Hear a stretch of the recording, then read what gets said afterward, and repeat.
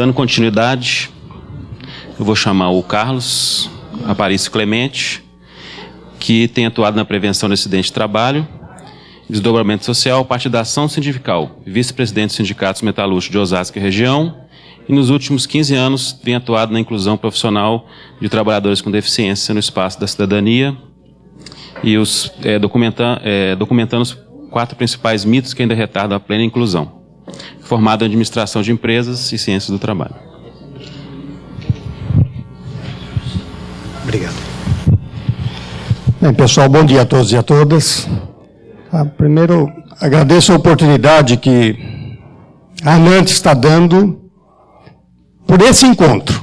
Tá? Acho que pelo encontro em si, trazer o movimento sindical para o encontro da ANANT e a gente discutir temas particularmente ligados à saúde do trabalhador, ao assédio moral, tá? Ao tema da inclusão da pessoa com deficiência, à organização do trabalho. E para mim eu fico muito contente de vir aqui, porque no passado eu estou há 38 anos no movimento sindical, no mesmo sindicato, mas eu ouvia lá no passado de médicos que estavam na luta do campo da esquerda, sempre falando que a gente precisa ficar de olho. Nós precisamos ficar de olho com os bicudos de ouro da medicina, que eram justamente os médicos do trabalho, que estavam nas empresas, na verdade, dando cobertura para as grandes mazelas em relação à saúde dos trabalhadores. Uma dessas pessoas, que eu me orientava muito por ela, já é falecida, o doutor Joaquim Augusto Junqueira, que algumas pessoas que estão nesse auditório conhecem muito bem. E era um médico, né, que dirigia a Associação Brasileira para a Prevenção de Acidentes de Trabalho. E as coisas vão mudando, foram evoluindo. O Zurré, em 1991, fala porque ele está aqui, então estou relembrando essa situação, ele já na direção, na frente do Sindicato dos Metalúrgicos de Curitiba, organiza um encontro, o sindicato aqui, na grande Curitiba, para discutir LER, e convidou o Sindicato dos Metalúrgicos de Osasco para vir para cá, a gente participar junto daquele encontro, e foi quando nós aprendemos. Então essa história de um ir na casa do outro ajuda o aprendizado. O sindicato aproveitou aquela oportunidade e nós viemos uma equipe para cá, um deles está aqui, que é o Ratinho, mas conseguimos trazer um fiscal do trabalho junto, honesto, incorruptível, esse sujeito, que é o Noé Dias Azevedo, eu não esqueço, né? Fomos de carro para lá. Na volta, o sindicato começa a fazer um trabalho continuado em relação às lesões por esforços repetitivos, que não apareciam nos nossos registros na região de Osasco, e a partir daquele encontro, os casos e a articulação com os trabalhadores, com a sociedade, vai dando forma a uma ação do sindicato que nunca mais parou a respeito dali. Mas 1991, e aprendemos com vocês essa prática de trabalhar com instituições. Então eu fico muito contente por isso, e hoje a gente está aqui, tá, nessa discussão, e aí então eu queria introduzir rapidinho, tá, para a gente não tomar tempo de todo mundo, mas de um tema que a sociedade, de uma maneira geral, o patronato, os meios de comunicação, e às vezes até os trabalhadores, né, deixam a entender para nós, dirigentes sindicais, que a inclusão de trabalhadores com deficiência não é problema do sindicato.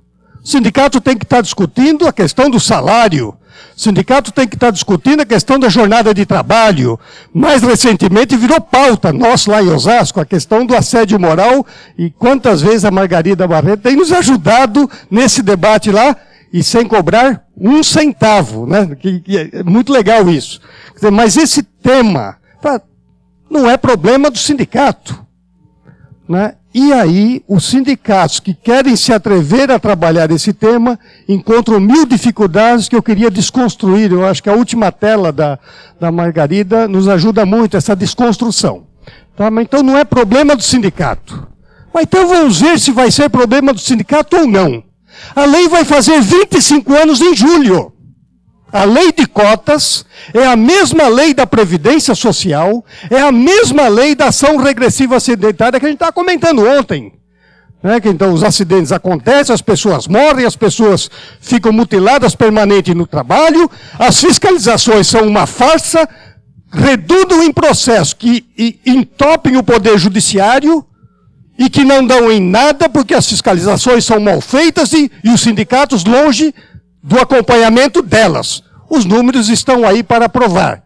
18 mil mortes e mutilações por ano registrados pela Previdência e menos de 400 ações distribuídas. A gente sai de cara, em cada 43 acidentes que matam ou mutilam, um acidente vai se investigar que talvez possa ter culpa do patrão. Os outros 42, o sistema de fiscalização atual, tá, e o desmonte que foi feito no Ministério do Trabalho e na Advocacia Geral da União, já deixam por culpa do trabalhador e a sociedade que vai pagar essa conta. Mas na área da inclusão da pessoa com deficiência não é diferente. Por quê? A lei vai fazer 25 anos e hoje quais são os interlocutores desse debate? Tá? Eu insisto que somos nós, o movimento sindical, o grande interlocutor. Deve ser. Mas vamos ver os outros, como está hoje a situação. 25 anos. O índice de cumprimento da lei de cotas no país, eu estou jogando por cima, que é mais baixo. Vou pegar alguns estados que eu vi que nós temos estados diferentes aqui. A média brasileira, 28,7% o cumprimento da lei no país. Quer dizer, de cada 10 vagas que deveriam estar ocupadas, menos de 3 estão. Uma lei que tem 25 anos. No estado do Paraná, o índice é 33,8% de cumprimento. Não está diferente da média nacional. Minas Gerais, 33,2%. São Paulo, 31,6%. A gente fala 40% lá. 31,6%. Goiás, 30,7%. Então, quem cumpre mais não chega a cumprir 40%, e quem cumpre menos cumpre 11% da lei, que é um dos antigos territórios do país. Tá? Mas tem a tabela estado por estado. Ou seja, uma lei que vai fazer 25 anos, que tem Ministério do Trabalho, fiscal da lei, que tem Ministério Público do Trabalho, na bota do sindicato, até numa homologação que você fizer, numa ação que você fizer do sindicato, mas que nessa área da inclusão da pessoa com deficiência, se fosse efetivo, nós não teríamos esses números, né, absurdos. Então a gente vê que o sistema atual da fiscalização do Ministério Público, do Ministério do Trabalho, esse envolvimento social, está muito baixo, a lei não está sendo cumprida e há um desperdício para a sociedade. Então, a partir daí, que eu queria... E nós, quando qualquer sindicato que está aqui quer iniciar uma ação nessa área, por mais que você queira fazer, sempre vai aparecer 4 argumentos para você parar no primeiro. Os argumentos são esses. Primeiro, o maior é esse. Pô, mas o sindicato vai se meter com isso? Tem que cuidar dos salários, né? Mas o primeiro, não tem gente com deficiência para ocupar as vagas da lei. Primeiro argumento, não tem gente. Então, segundo argumento, as pessoas com deficiência não estão capacitadas para ocupar as vagas da lei de cotas. E em muitas empresas vai ser um peso para a empresa, vai diminuir a competitividade da empresa. Tá? A maioria já para, por conta dos 2 primeiros argumentos, já para aí, não faz mais nada. E tem mais 2 argumentos que vêm pela frente, que é o argumento do benefício de prestação continuada, a gente vai esmiuçar ele aqui, e o mais recente é o argumento para enganar juiz e desembargador trouxa nesse país, juiz e desembargador mal informado, ou juízes e desembargadores que são muito próximos de malfeitores, tá? Que é o 4º argumento, que é a teoria do risco. O meu trabalho é perigoso para uma pessoa com deficiência ocupar o espaço aqui. Tá, então, rapidamente, eu quero trabalhar mostrar que isto não é verdade, nenhum desses 4 argumentos são verdadeiros, e eles foram plantados, daí houve uma construção de mitos em torno dessa questão que a gente precisa, então, desconstruir. Tá? Então, o primeiro, e principalmente, essa história, quem está no fundo consegue ver bem essa tela ou não? Tá legal. Então, o primeiro argumento, né? Não há pessoas em número suficiente para ocupar as vagas da lei de cotas. Olha, no Brasil, de cada 4 brasileiros, 1 tem alguma deficiência. Esse é o último censo demográfico do país. Que estavam trabalhando no último censo demográfico, 12.800.000 pessoas com deficiência estavam ocupadas no ano de 2010. Com idades de 15 a 64 anos, ou seja, idades que as pessoas podem trabalhar com a carteira profissional registrada. E se podem trabalhar no mercado formal de trabalho. Tá? Então, em 2010, o censo demográfico mostrava essa situação. Ora, mas quantas pessoas cabem na lei de cotas no país? Se a lei for cumprida, no país inteiro, nós estamos falando, então, o ano de 2014. Hoje talvez seja menos, porque está caindo o emprego formal no país. 2014. Se fosse cumprida no país inteiro, teria 1.041.000 postos de trabalho para as pessoas com deficiência. Uma lei que tem 25 anos e que, na regra da lei de cotas, tem menos de 300.000 pessoas trabalhando. Tem 380.000 pessoas no mercado formal de trabalho brasileiro. Mas em empresas com 100 ou mais funcionários, menos de 300.000 pessoas. Tá? Então, e que dá esse número, né? Só 28,7% de cumprimento na lei no país inteiro. Ué, então tem gente sobrando pelo ladrão. Dentro dessa situação pode aparecer alguns gaiatos no caminho e falar, mas o censo demográfico, qualquer pessoa que se declare pessoa com deficiência, no censo demográfico, o recenseador foi lá e registrou como pessoa com deficiência. O censo mostra que trabalhando nessa mesma faixa de idade, tem mais de 3.700.000 pessoas com deficiências severas ou totais. Isso significa pessoas que são cegas ou têm muita dificuldade de enxergar, pessoas que são surdas ou têm muita dificuldade de escutar, pessoas que não se conseguem locomover, né? Então têm deficiências enormes na locomoção ou não conseguem ou muita deficiência. Que se fala que realmente para esse grupo é que deveria ser aplicada a lei de cotas. Então, cabem 3 leis de cotas só com quem tem deficiências severíssimas. Cabe 3. Porque se é 1.041.000 vagas, eu tenho 3 vezes ali.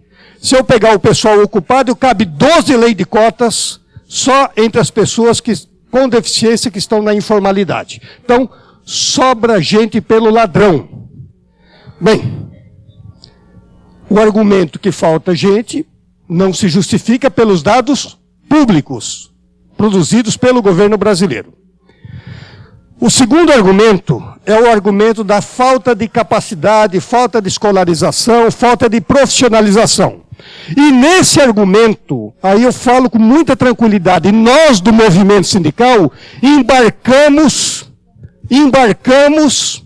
no que está plantado na mídia, embarcamos o que está implantado, que os patrões foram criando através de suas confederações nacionais, através de suas representações patronais, que é o discurso da falta de capacitação, da falta de escolaridade. Porque se joga no noticiário, joga-se no imaginário popular, que a pessoa com deficiência é uma pessoa totalmente despreparada, é uma pessoa que não tem escolaridade, é uma pessoa que não vai dar conta do recado no trabalho. E nas marchas das centrais sindicais unificadas, já tivemos várias marchas anuais unificadas. Na pesquisa, então, nas marchas das centrais, o tema da inclusão aparece. Aparece de forma marginal lá no rodapé da pauta nacional. Com todas as centrais, com a assinatura de todas. Mas qual é a reivindicação que a gente leva enquanto centrais sindicais, nas nossas marchas? Queremos que o governo dê condições de profissionalização das pessoas com deficiência. Quer dizer, nós, enquanto movimento sindical, endossamos que falta gente preparada, que falta gente com escolaridade. O DIESE tem um sistema, ele tem um banco de dados das convenções coletivas de trabalho, que ele acompanha, das negociações que ele acompanha no Brasil inteiro. Então ele tem um banco de dados no SAC, Serviço de Acompanhamento das Convenções Coletivas de Trabalho, SAC-DIESE, já por mais de uma década.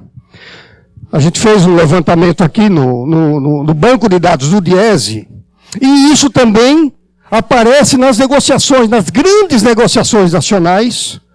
O ponto mais importante, quando aparece o tema pessoa com deficiência, é ou cumprir a lei de cotas, a empresa se compromete a cumprir a lei de cotas, que é uma lei, ou recomenda-se que vai cumprir a lei de cotas, que é a lei, e aponta pouquíssima coisa para a escolaridade das pessoas.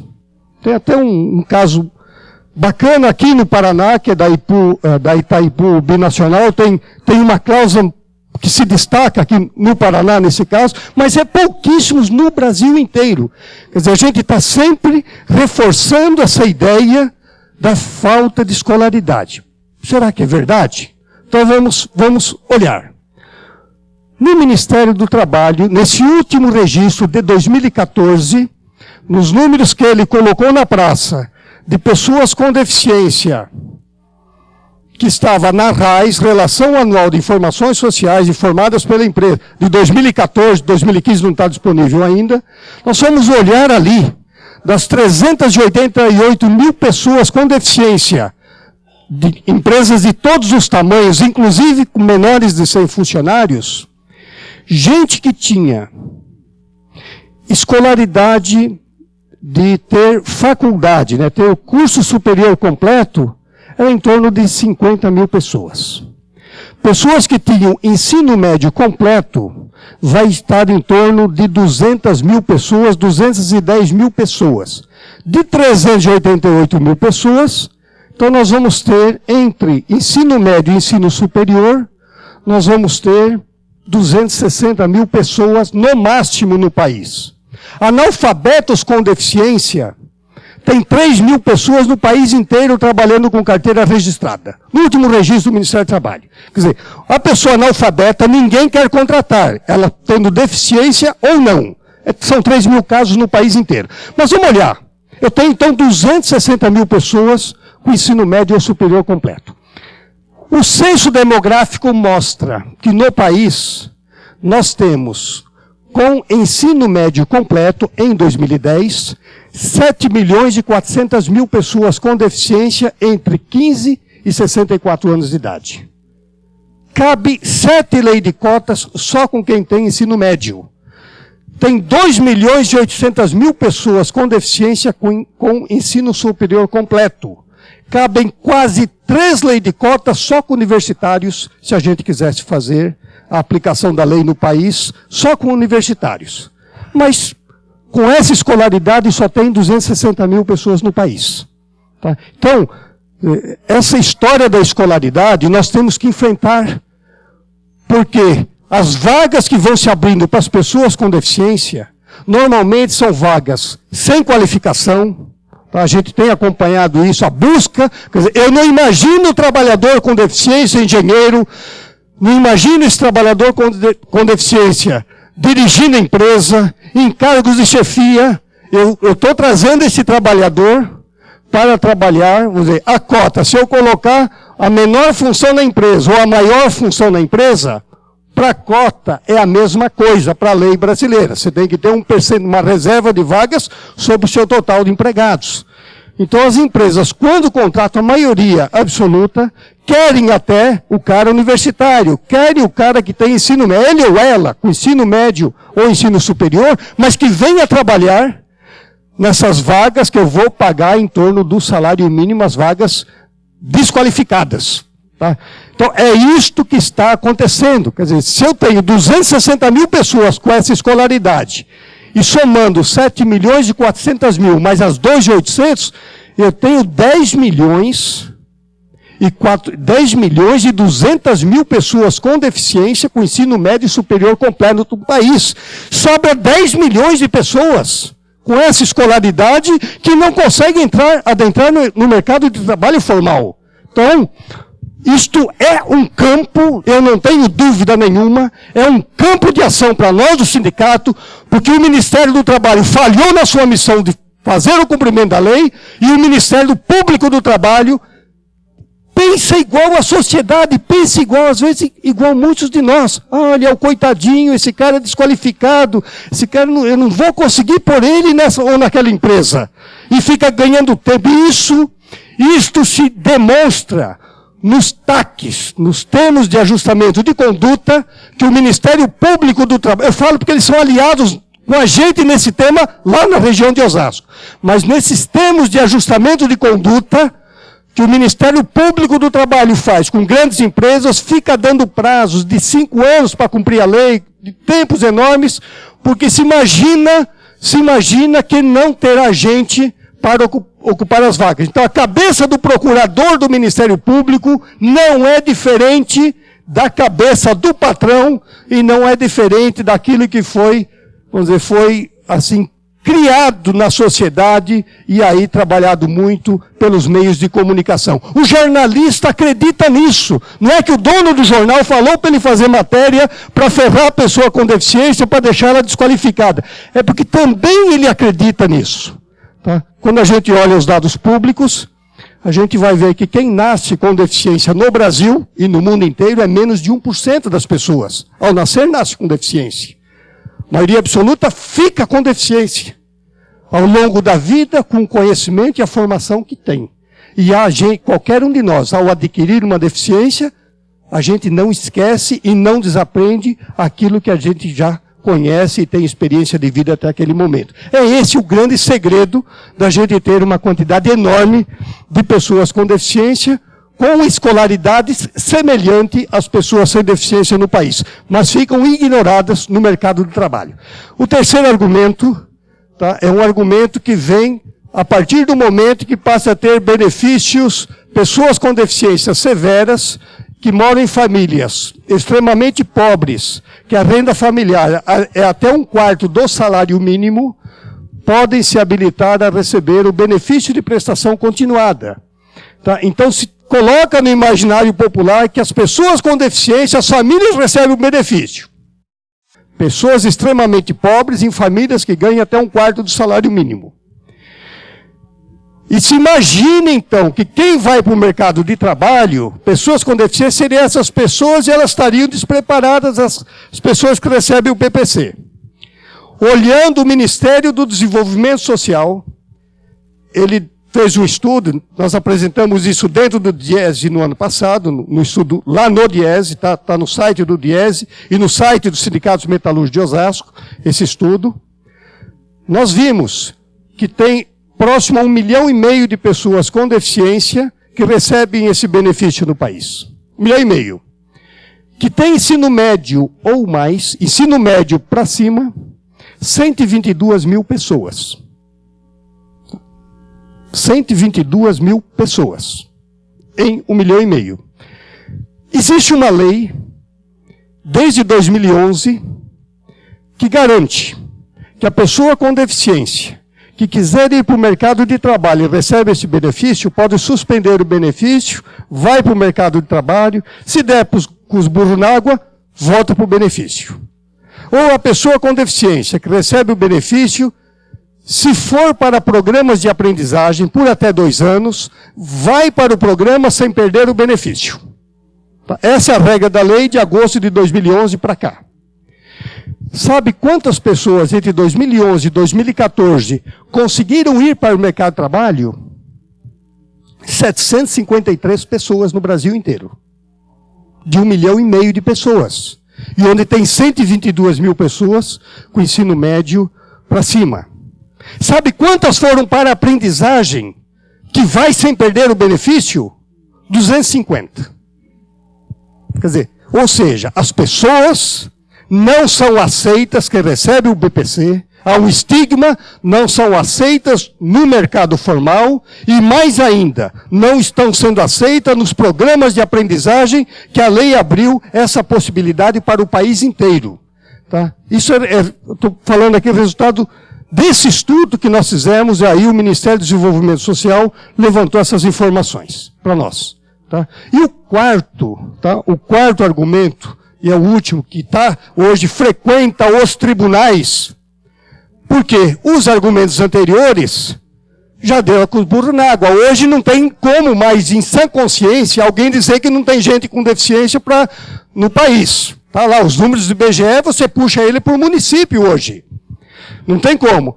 Essa história da qualificação, da formação profissional, da escolaridade, também esse dado é público, não tem mais como negar. Então começou-se a trabalhar o terceiro argumento, que era do BPC, e esse, olha, a teoria do risco. Olha, o meu trabalho é perigoso. Eu até gostaria de trabalhar com a pessoa com deficiência, mas é perigoso.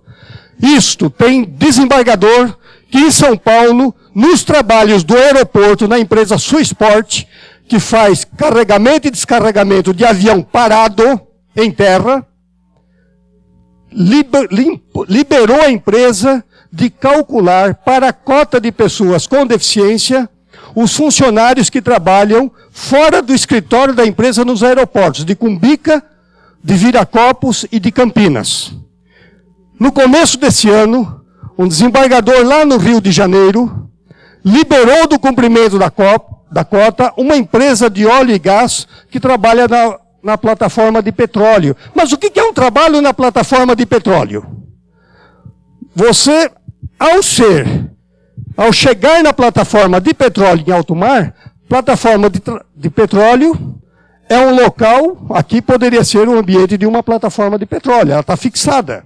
Então não teria problema nenhum. Então a gente está vendo um desconhecimento enorme, tá? Um desconhecimento enorme sobre isso, mas aí que eu queria levantar, que é o argumento mais recente, mas eu queria levantar, então, que aí o sindicato começou a estudar essa questão, ele vai estar lançando esse material agora, às vésperas do aniversário da lei de cotas, e nós vamos mostrar como o cumprimento da lei de cotas entre as metalúrgicas de Osasco, porque essa é, provavelmente, o setor metalúrgico é o próximo passo que qualquer empresa que for fiscalizada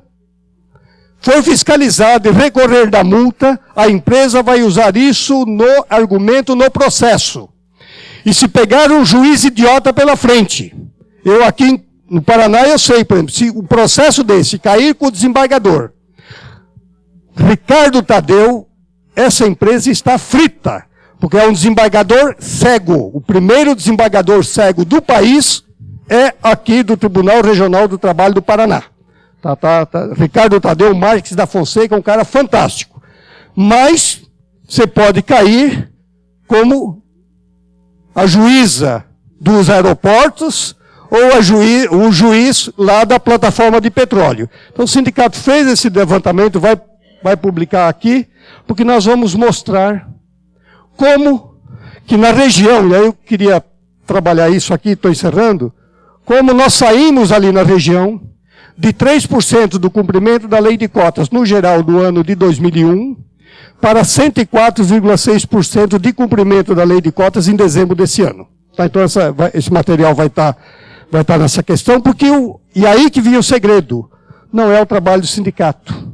Tem que ser um trabalho com a sociedade. Então a gente percebeu, se o sindicato quisesse ficar discutindo com as empresas, ele ia ficar só discutindo e não ia sair dali.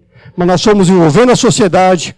O primeiro envolvimento foi com o Ministério do Trabalho local, tá, que hoje inclusive desmontou, não há programa de fiscalização da lei de cotas nesse momento na Gerência Regional do Trabalho e do Ministério do Trabalho em Osasco. Eles destruíram, tiraram de lá desde o meio do ano passado. Não existe. E mesmo sem existir, as contratações continuam no setor metalúrgico. Eu não sei até quando, mas até dezembro esse fato continuou. Tá? Mas então nós chegamos a superar os 100% previsto na lei. Na média, claro, tem empresas que contratam muito acima e ainda tem uma empresa que não cumpre a lei de cotas ali na região. Mas nós temos empresa que cumpre acima de 31% do que prevê a lei. Na média, a gente ultrapassa os 100%. Então, estou trazendo essa situação porque com esse envolvimento social conseguimos trazer entidades que atuam, entidades especializadas, por exemplo, que atuam com pessoas com deficiência física, tipo a ACD. Fomos trazendo essas entidades para a gente ajudar a derrubar mitos e preconceitos, ajudando a organizar visita nesses locais.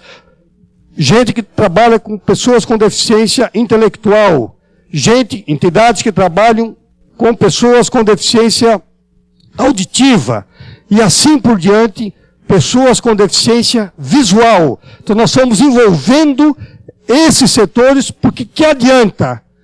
Nós aqui do sindicato, fala por mim, o Clemente, o Ratinho que está aqui, o médico do sindicato, o doutor Paulo, fala, gente, é importante, dá para ter uma pessoa cega trabalhando, dá para ter um surdo. Quem somos nós para falar isso? Não, vocês são do sindicato, vocês estão interessados que a gente contrate. Não, a gente põe a entidade especializada junto nessa discussão, porque é bom para o sindicato, é bom para ela abre possibilidades de pessoas com deficiência que elas atendem, de alguma maneira, se inserir no mercado de trabalho e ajuda a derrubar mitos e preconceitos. Chamamos o Senai para essa discussão. Tem muitas escolas sérias do Senai, mas nós temos a chance de ter a 100 quilômetros de nós, a escola do Senai, que é referência nacional para a inclusão de pessoas com deficiência na cidade de Itu. Está a 100 quilômetros. E nós fazemos visitas continuadas com um grupo de empresas, com pessoas, para o Senai, para ver as possibilidades de capacitação e de formação de alunos com deficiência, feito por professores com e sem deficiências. Então, a gente vai tentando fazer esse envolvimento social. Tá? E por que eu estou colocando esse rapaz? Porque esse rapaz trabalha, ele foi uma visita essa semana em Sorocaba, ele esteve junto, trabalha na maior metalúrgica da base do sindicato. É a Simpal, tem 1.700 funcionários e a empresa cumpre a lei de cotas desde 2003. Ultrapassa 100% da lei de cotas. E aí você vê na pesquisa Ethos, que saiu agora essa semana, o Instituto Ethos de Responsabilidade Social colocou uma pesquisa na praça, como está o compromisso das 500 maiores empresas brasileiras em relação à questão de gênero, pessoa com deficiência, os compromissos sociais. Quer dizer, as pessoas com deficiência, como mulheres, são traços na organização, nas chefias. São traços. Mas as pessoas com deficiência são traços também, só ficam na produção. A média das empresas. A maior empresa brasileira, a maior indústria de autopeças do país, já cumpre a lei de cotas 100% ou mais há pelo menos 12 anos consecutivos. Tá? Esse rapaz, essa foto, esse rapaz voltou para a empresa com um braço só no ano 2000 e é colega de trabalho do Ratinho que está aqui, diretor do sindicato, trabalha na mesma fábrica que o Ratinho trabalha. Tá? Saiu da empresa com os dois braços, perdeu o braço num acidente de trabalho numa pequena empresa na casa dele. Quando terminou a reabilitação, a empresa estava fechada, ele era o único funcionário e foi registrado na empresa depois do acidente. Perdeu um braço com torno em movimento. Em 2000, outubro de 2000, ele voltou para a empresa que trabalhava e está lá até agora. Então vai fazer 16 anos na empresa. Olha, mas no ano 2000 nós não tínhamos fiscalização da lei de cotas. Tinha lei, mas não tinha fiscalização. No ano 2000, nem o sindicato falava da lei de cotas. Lá em Osasco. Nós não falamos. Começamos a falar da lei de cotas em 2001. Aqui eu estou falando de outubro de 2000. E o Evanilson está lá até hoje. Tá? Essa moça trabalha na empresa Mérito, que é fornecedora de algumas montadoras aqui do Paraná, como a Volvo do Brasil. Os eixos da Meritor chegam direto da linha de produção, já da fabricação de caminhões, dos caminhões aqui produzidos na Volvo, aqui na Grande Curitiba. Tá? Esse rapaz também trabalha, estou trazendo aqui, porque esse rapaz também trabalha na Simpal, que é essa maior empresa lá na base do sindicato. Então, estou trazendo essas informações porque eu vejo que no campo da inclusão da pessoa com deficiência há um espaço enorme para nós do movimento sindical. Mas a gente não pode ficar aguardando o Ministério do Trabalho. O Ministério do Trabalho não tem gente. O Danilo está aqui, ele conhece a história como está lá dentro. Não tem gente. Quem começou esse trabalho no Ministério do Trabalho em São Paulo foi para Salamanca se especializar na Espanha. Doutora Cecília Zavariz, que foi o primeiro programa que começou no Ministério em São Paulo. Foi destruído. Nem os registros que ela deixou do Ministério ficou. Tá? Quer dizer, então, e o que ficou lá é tudo fiscalização de papel. Não tem gente para fiscalizar as empresas. Eu falo por São Paulo, mas pelos números nacionais, a gente vê que o Brasil não é diferente. Quer dizer, então, o Ministério do Trabalho não consegue cumprir a sua obrigação sozinho. Não é que ele falhou, ele não consegue, e ele também, a cabeça dele, tem esses mesmos problemas. Não tem gente, falta escolaridade, é o BPC e a teoria do risco. Ministério Público do Trabalho, mesma coisa. Então, nós temos um campo enorme de trabalho, de envolvimento social, porque as empresas, em volta das empresas, de todas as nossas bases, há gente com deficiência que moram nas imediações, que moram nas cidades nos quais nossos sindicatos estão vinculados. E, no final das contas, trabalhar esse tema é um trabalho muito fácil, eu posso garantir, é um trabalho muito mais fácil do que a gente discutir a questão do acidente de trabalho. Falo com tristeza isso, porque do acidente de trabalho, às vezes, né, o pessoal também sempre falaram, acho que para todos nós que estão aqui, no passado, mas o sindicato vai se meter com isso? Poxa, mas tem fiscalização, agora tem o SUS, agora tem isso, tem aqui, tem. Qual é a realidade nas fábricas? Tá? O vídeo que foi mostrado aqui, né, nos canaviais, é um exemplo. Mas qual é a realidade nas fábricas metalúrgicas? Lá em Osasco e região, não é diferente. Lá as pessoas morrem, se mutilam no trabalho, e a fiscalização vai aparecer 30, 40 dias depois, quando vai? Sem acompanhamento sindical. Então, Ministério Público do Trabalho vai fazer alguma ação pedindo ajuda para o Ministério do Trabalho, porque ele não tem quadro. Então, se levar para o Ministério Público uma discussão dessa, de acidente de trabalho, é daqui 1 ano, daqui 2 anos que vai começar o processo a andar. Então, quer dizer, a gente vê um retrocesso ali que a gente pode dar uma virada. Eu acho que esse encontro de hoje a gente pode dar uma virada, mas nesse campo está um campo aberto para a ação sindical. Mas só depende de todos nós que estamos aqui. Muito obrigado, gente.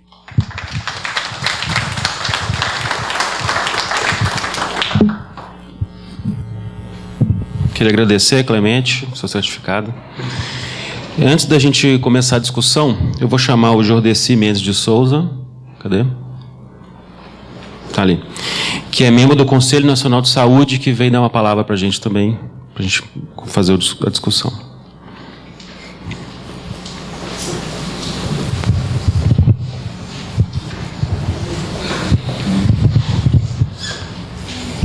Obrigado. Boa tarde a todos e todas. Como a gente não almoçou, mas já passou do meio-dia, né? O Zurê estava na sala vizinha conosco e nós vamos fazer um debate lá na parte da tarde. E o Zurê achou que era importante que a gente viesse dar uma palavrinha também para vocês.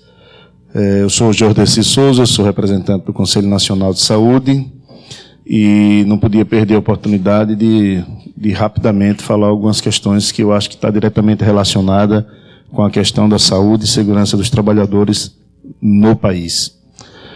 Então, o debate, eu cheguei num momento muito bom, que eu ainda assisti a professora fazendo aqui a explanação dela, e eu me lembrei das várias oportunidades que nós temos tido pelo país afora, de ouvir pessoas da academia nos trazer números, nos trazer dados, e de ouvir também companheiros que nem o Clemente, né, que falou aqui, também mostrando o nosso lado, o lado da nossa angústia, o lado dos trabalhadores em relação a todo o contexto que envolve a saúde do trabalhador e a questão da segurança e do cumprimento da legislação no que diz respeito aos trabalhadores brasileiros. E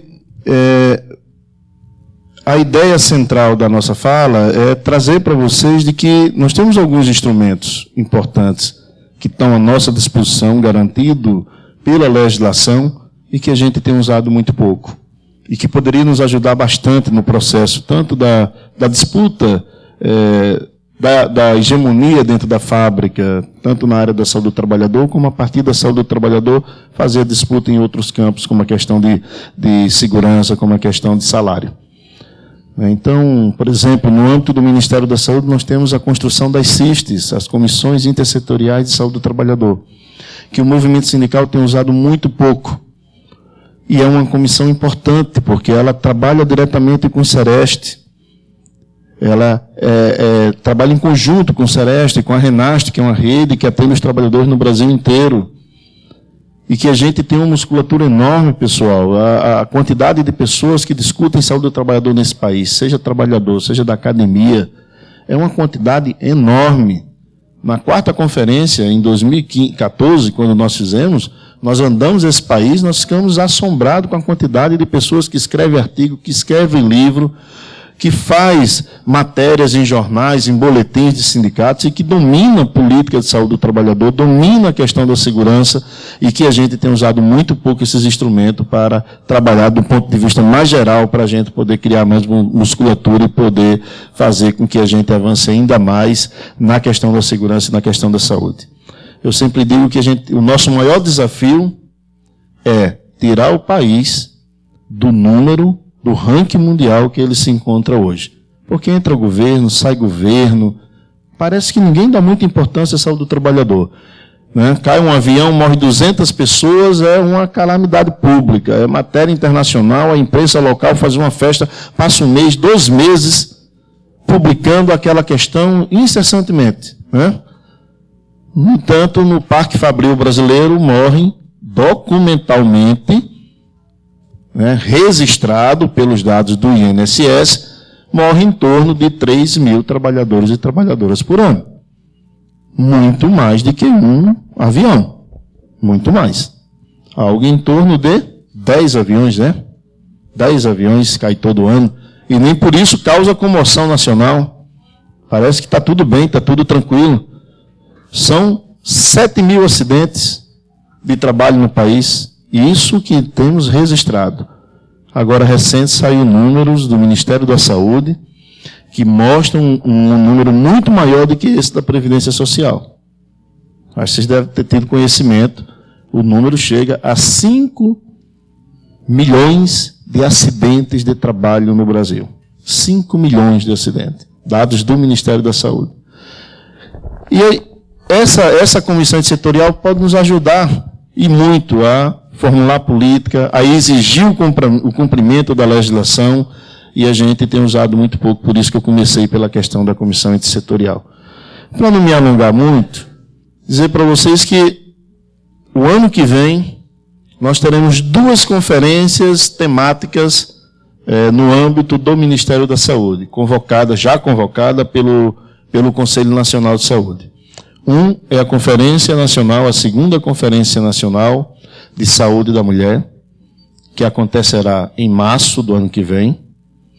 E a outra é uma que tem tudo a ver com todo o debate que nós estamos tendo aqui, que é a 1ª Conferência Nacional de Vigilância em Saúde, que acontecerá no mês de abril, terminando no dia 28 de abril. Essa é a ideia que nós estamos trabalhando, já foi publicado a portaria, convocando a conferência, para que a gente termine no dia 28 de abril, que é o Dia Mundial em Memória às Vítimas de Acidente de Trabalho.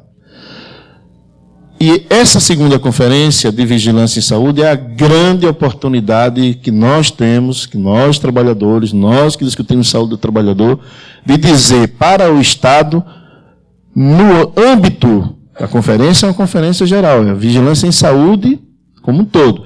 Mas nos cabe nós chegarmos e dizer, no âmbito da saúde do trabalhador, o que é que a vigilância em saúde tem que fazer. Se ela precisa alterar, se não precisa alterar, o que é que precisa mudar, como é que ela precisa ser encaminhada. É uma grande oportunidade que a gente vai ter o ano que vem de avançar ainda mais na proteção e na segurança dos trabalhadores brasileiros. Então, eu queria encerrar parabenizando o evento, realmente o evento é da maior magnitude, muito bom, e agradecer o espaço de poder estar passando essa mensagem para vocês. Muito obrigado.